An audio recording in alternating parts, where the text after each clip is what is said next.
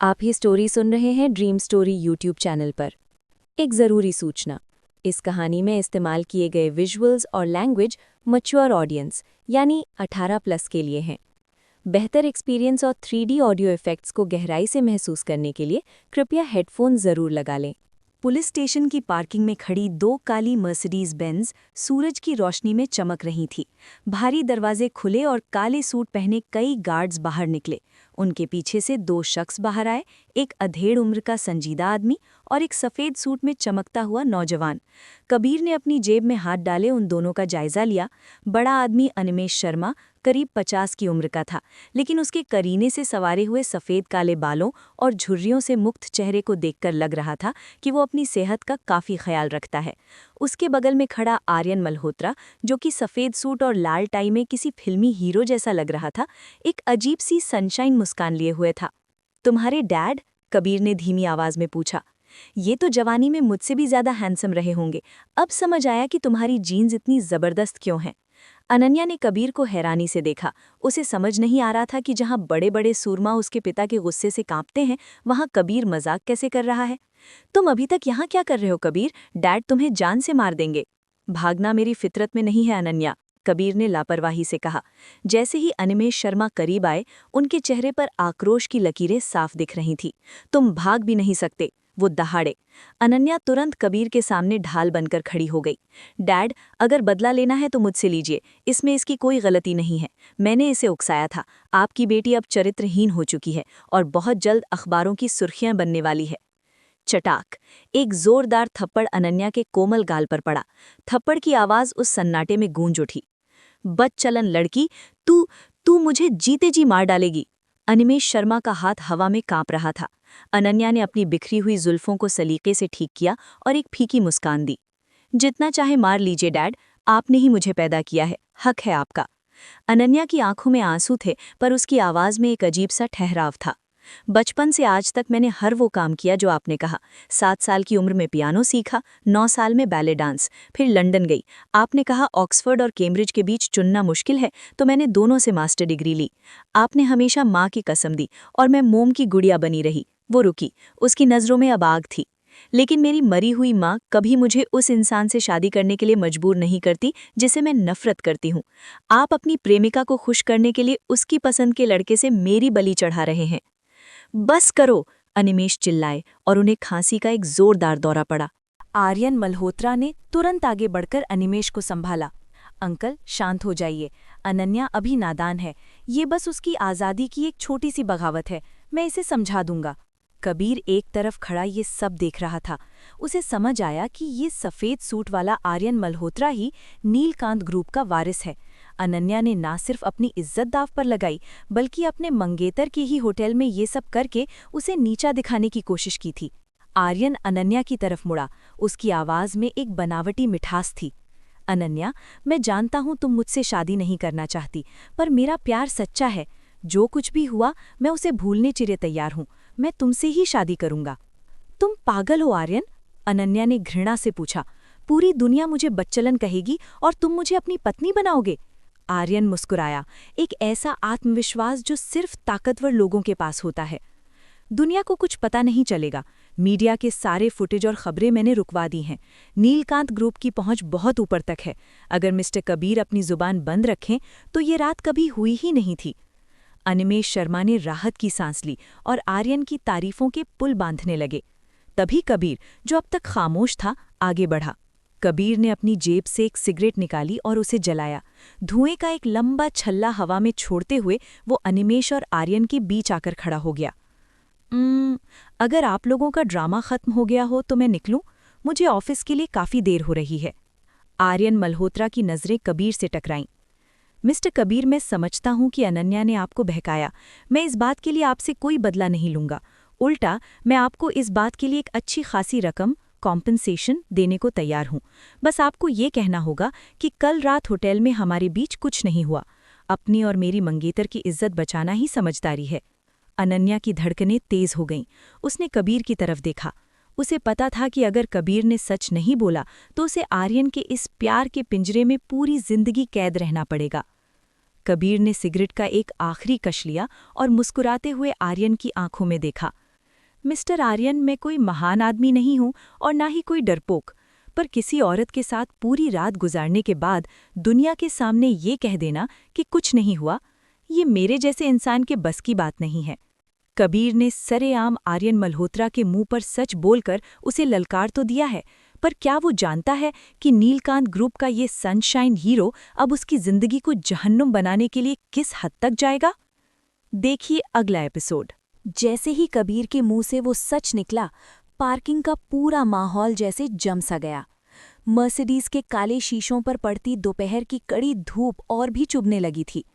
आर्यन मल्होत्रा और अनिमेष शर्मा को अपने कानों पर यकीन नहीं हो रहा था, जैसे उन्होंने कोई ऐसी बात सुन ली हो जो उनके ऊंचे खानदान के लॉजिक से बिल्कुल बाहर थी। आर्यन ने अपनी आंखें सिकोड़ी। वो कबीर के इस साधारण चेहरे के पीछे छिपे इरादों को पढ़ने की कोशिश कर रहा था। वहीं अनिमेष शर्मा का चेहरा गुस्से से लाल हो चुका था। उनकी सांसें तेज और भारी हो गई थीं। लेकिन अनन्या, उसकी आंखों से खुशी के आंसू छलक पड़े। यही है मेरा शूरवीर, वो योद्धा जो सारी दुनिया की परवाह किए बिना मेरे लिए खड़ा है। उसे ना अपनी इज्जत की परवाह थी, ना इनके पैसों की। उसे बस इस बात की खुशी थी कि इस मामूली से दिखने वाले आदमी ने, जो सस्ती सिगरेट पीता है और जिसे वो कल तक जानती भी नहीं थी, अपनी इज्जत दांव पर लगाकर उसकी गिरती हुई गरिमा को बचा लिया था। Kabir, I love you. Ananya ने आओ देखा न ताओ वो दौड़कर कबीर के गले लग गई। उसने अपने हाथ कबीर की गर्दन में डाले और सबके सामने, अपने पिता और मंगेतर की मौजूदगी में, कबीर के होंठों पर एक गहरा चुंबन जड़ दिया। कबीर थोड़ा सकपका गया, पर उसे मजा भी आ रहा था। आर्यन मल्होत्रा जैसा रईसज़ादा जो हवा में उड़ रहा था, उसकी मंगेतर आज कबीर की बाहों में झूल रही थी। आर्यन का चेहरा अब कोयले की तरह काला पड़ चुका था। मिस्टर कबीर, लगता है आप सहयोग करने के मूड में नहीं हैं। कबीर ने अनन्या को धीरे से अलग किया और मुस्कुराया। आर्यन भाई, बात सहयोग की नहीं, सच की है। एक औरत की गरिमा को दबाकर तुम अपनी इज्जत बचाना चाहते हो। अगर तुम उससे सच में प्यार करते तो तुम उसे वैसी ही स्वीकार करते जैसी वो है, चाहे वो 100 मर्दों के साथ ही क्यों ना रही हो। पर तुम्हें तो बस अपनी साख से प्यार है। आर्यन के चेहरे पर अब नफरत की लकीरें साफ थीं। अपनी हद में रहो कबीर। अनन्या अभी भी मेरी मंगेतर है और ये शादी होकर रहेगी। अगर अपनी जान प्यारी है तो मेरी मंगेतर से दूर रहो। धमकी सुनते ही कबीर का पारा चढ़ गया। उसने एक ठंडी और खतरनाक मुस्कान दी। बुढ़े और आर्यन, मुझे धमकी देना बंद करो। मैंने तुम्हारी बेटी के साथ पूरी रात गुजारी है और हमें बहुत मजा आया। क्या पता कुछ महीनों बाद वो मेरे बेटे की मां बन जाए। अब क्या उखाड़ लोगे तुम? ये सुनते ही अनिमेष शर्मा के गले से घुरघुराहट निकली और उनकी आंखें ऊपर चढ़ गईं। वे गुस्से और सदमे में वहीं ढेर हो गए। बॉडीगार्ड्स उन्हें उठाकर गाड़ी की तरफ भागे। तभी आर्यन ने हाथ उठाया, पर कबीर बिजली की रफ्तार से झपटा। कबीर का हाथ किसी फौलादी शिकंजे की तरह आर्यन की गर्दन के चारों तरफ लिपट गया। उसने आर्यन के 100 किलो के शरीर को एक हाथ से हवा में उठा लिया। छोड़ो उसे कबीर, मार डालोगे क्या? अनन्या चीखे। कबीर ने अपनी आंखों में शुद्ध कत्ल की नीयत लिए आर्यन को घूरा। अनन्या ने तुझे बचा लिया आर्यन, पर याद रखना, अगली बार अगर मेरी तरफ या अनन्या की तरफ आंख उठाकर भी देखा तो ये गर्दन तोड़कर ही रुकूंगा। कबीर ने आर्यन को किसी फटे हुए कपड़े की तरह नीचे पटका। आर्यन जमीन पर गिरकर बुरी तरह खांसने लगा। कबीर ने अनन्या की तरफ एक आंख मारी और अपनी मखमली चाल में वहां से निकल गया। अनन्या ने गर्व से उसे जाते हुए देखा। वह समझ गई थी कि अब उसे अपनी लड़ाई खुद लड़नी है। वह पलटकर मर्सिडीज की तरफ बढ़ी। अनन्या, कहाँ जा रही हो? आर्यन ने जमीन से उठते हुए गूंजती आवाज में पूछा। अनन्या ने एक तिरस्कार भरी मुस्कान दी। जहां मेरा घर है। आर्यन के चेहरे पर एक शैतानी कालापन छा गया।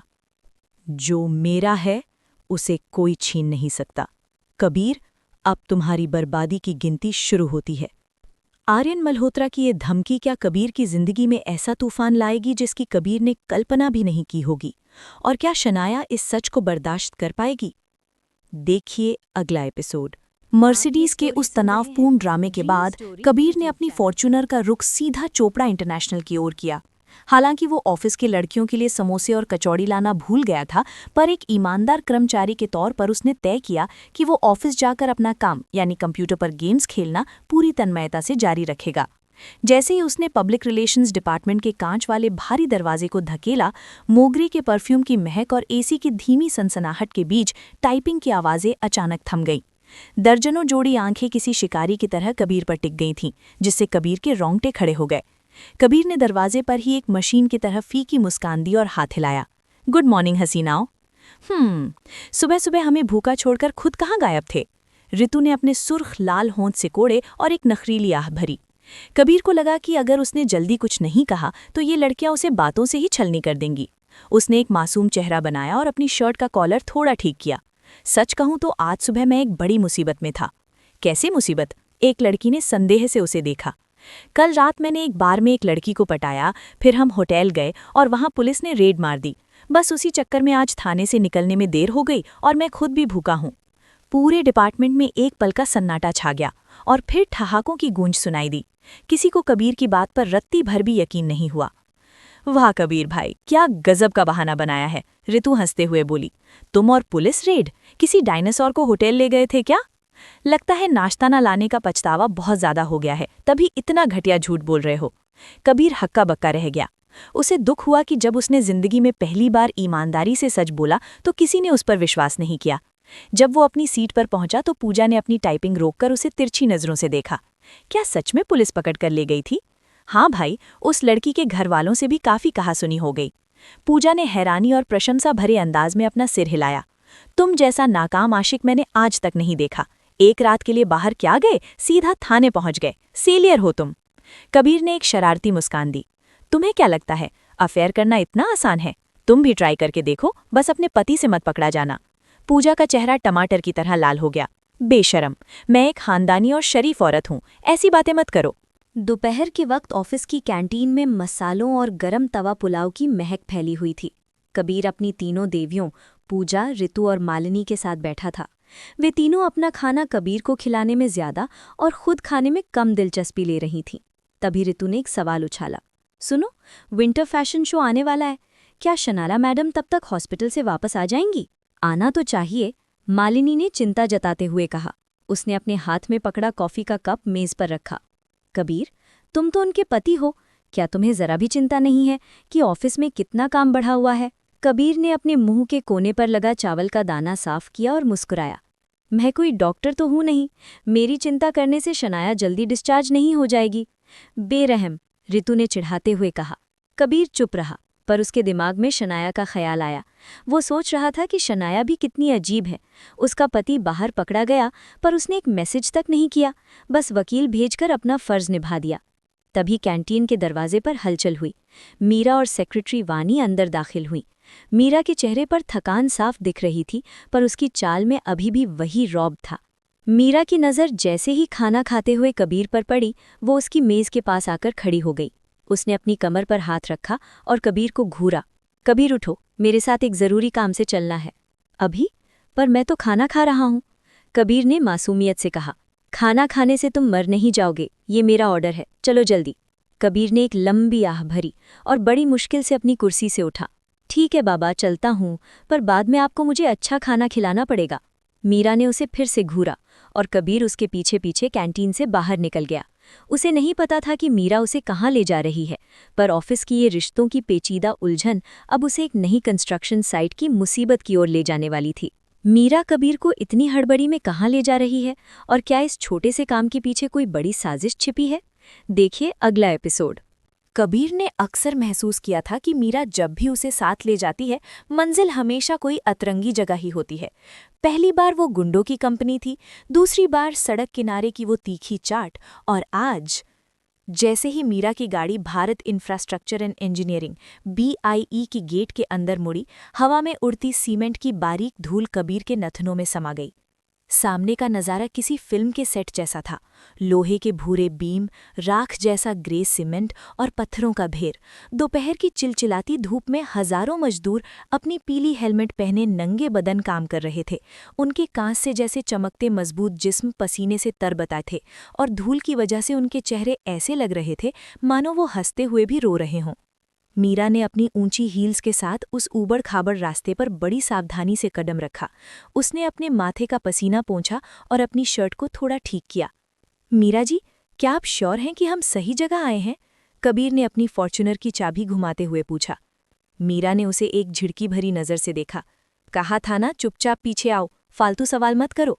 वे एक अस्थायी ऑफिस की तरफ बढ़े जो टीन की चादरों से बना एक केबिन था। अंदर एसी चल रहा था, पर फिर भी वहाँ एक अजीब सी उमस थी। अंदर एक मोटा आदमी फ़ोन पर किसी देसी लहजे में चिल्ला रहा था। जैसे ही उसकी नज़र मीरा पर पड़ी, उसकी आंखों में एक गंदी सी चमक आ गई।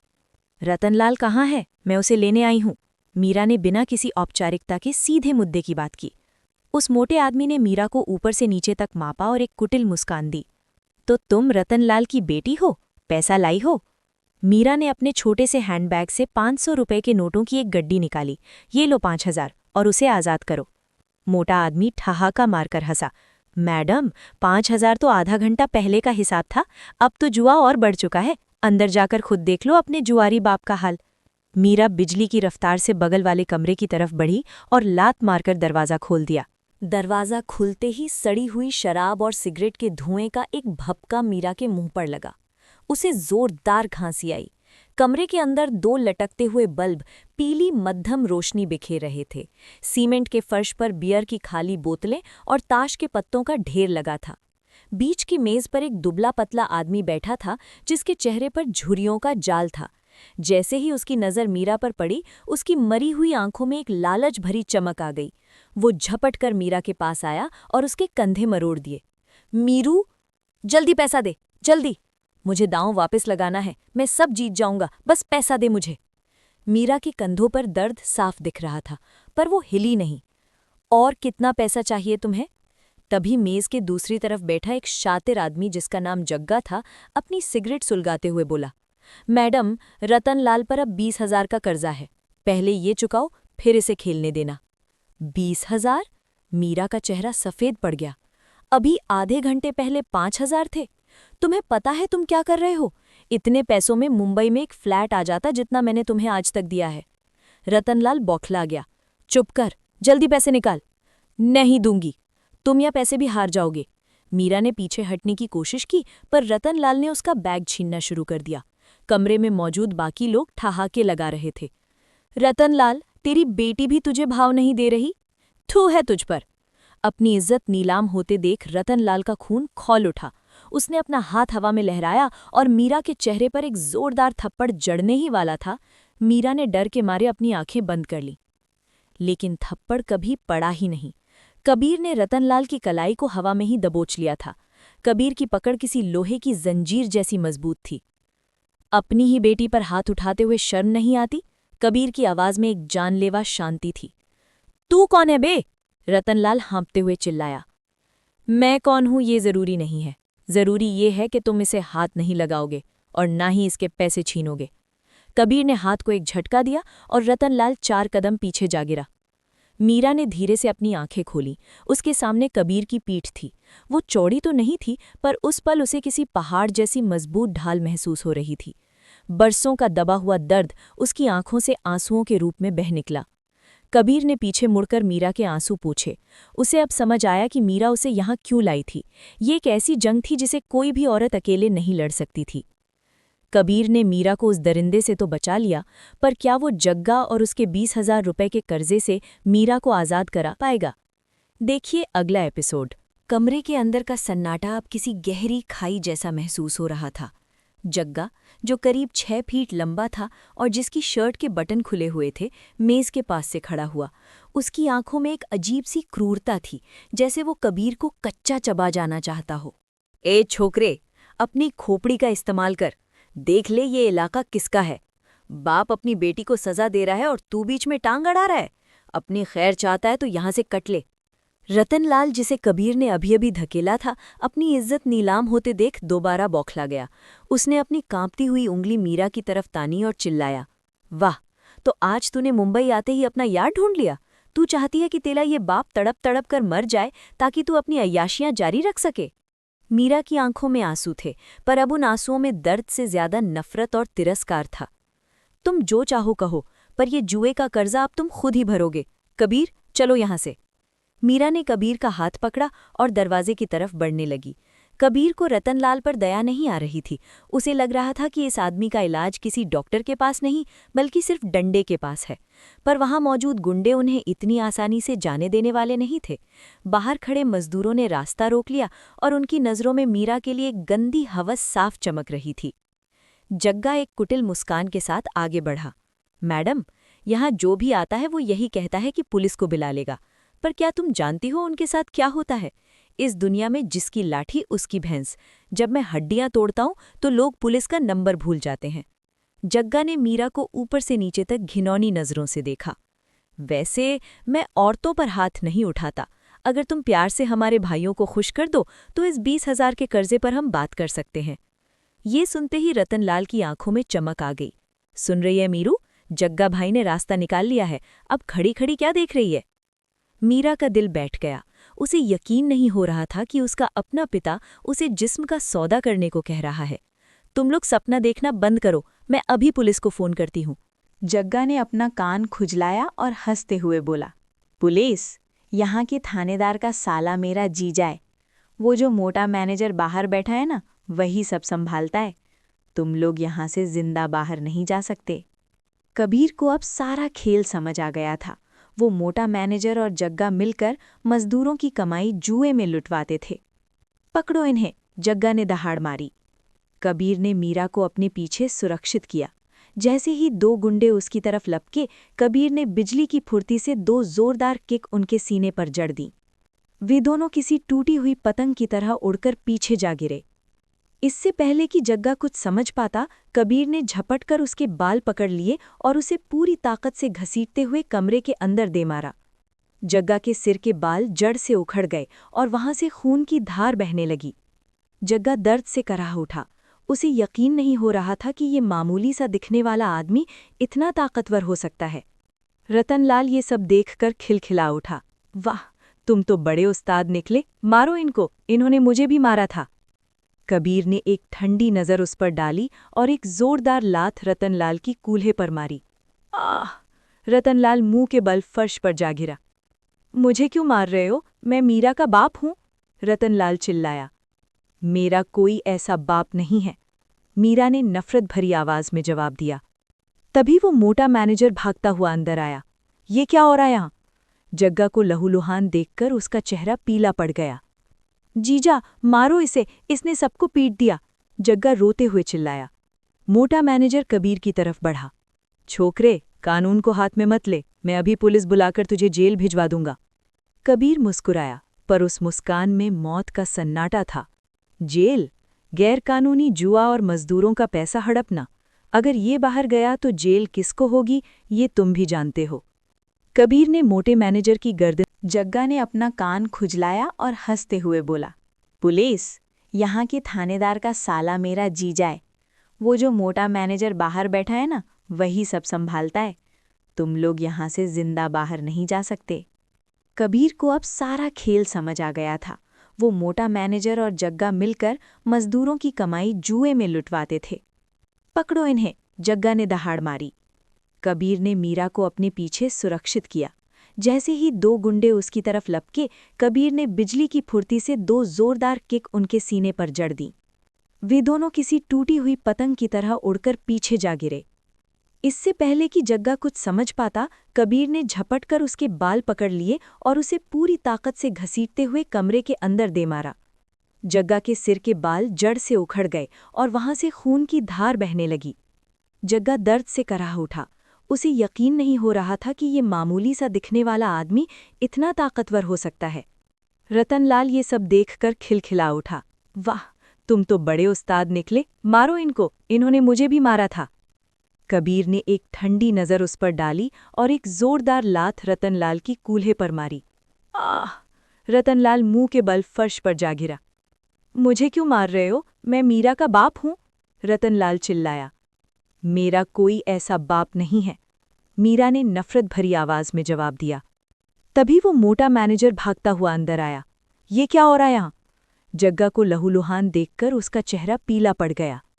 जीजा, मारो इसे, इसने सबको पीट दिया, जग्गा रोते हुए चिल्लाया। मोटा मैनेजर कबीर की तरफ बढ़ा। छोकरे, कानून को हाथ में मत ले, मैं अभी पुलिस बुलाकर तुझे जेल भिजवा दूंगा। कबीर मुस्कुराया, पर उस मुस्कान में मौत का सन्नाटा था।